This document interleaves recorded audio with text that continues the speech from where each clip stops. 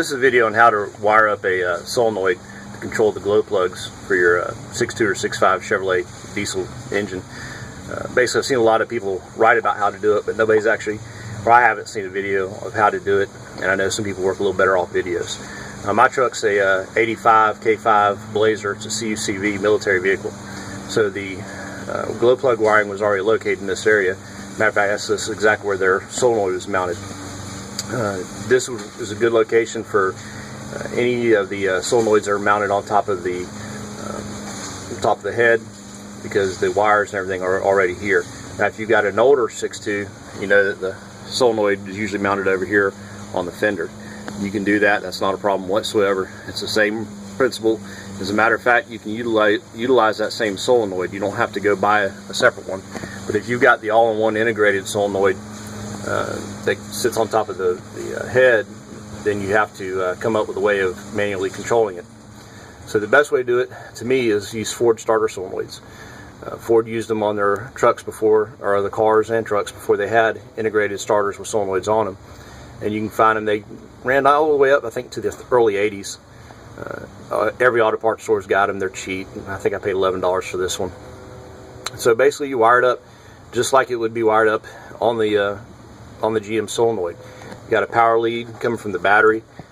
Here in this instance, because it's CUCV, I have a junction box, so I pulled off that. Good heavy duty lead run into that. And then of course there at the bottom you got the glow plug leads, which run down to the glow plug wires.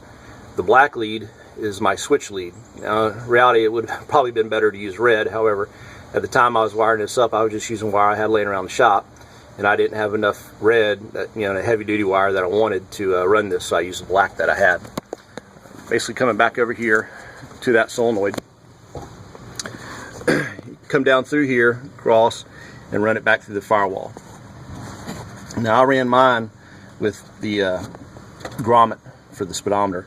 I like that one for two reasons. Number one, it's not going to rub on anything in there because the speedometer cable is smooth all the way around, and the grommet obviously protects it from the firewall. Keeps me from having to drill another hole in the firewall and put a grommet around it and everything else. I just think it's a good location. And it looks like the Forestry Service had run their own wire of some sort through there as well for some other power accessory. So this to me is the easiest way to do it. Now I have seen a lot of people run a separate lead back to the battery so that your switch gets fed from that and then back. I don't like running a lot of extra wires. You can get away with just one wire running to the switch. And the way I'll set them up is to come in here to the fuse box and run my power wire off a fuse lead.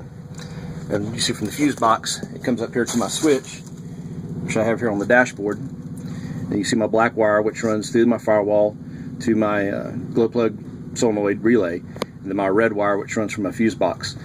The main reason I like doing this is it limits the number of wires obviously coming through the firewall. I don't have to run a long red wire all the way back to the battery or junction box. It comes straight off the fuse box.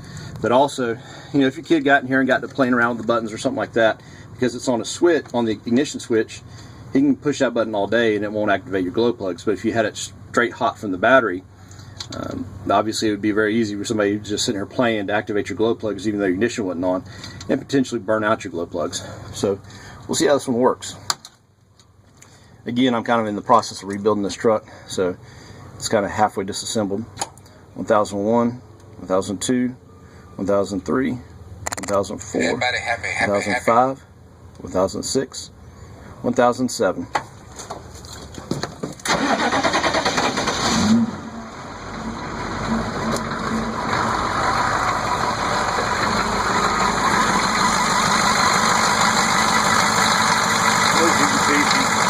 Come to life.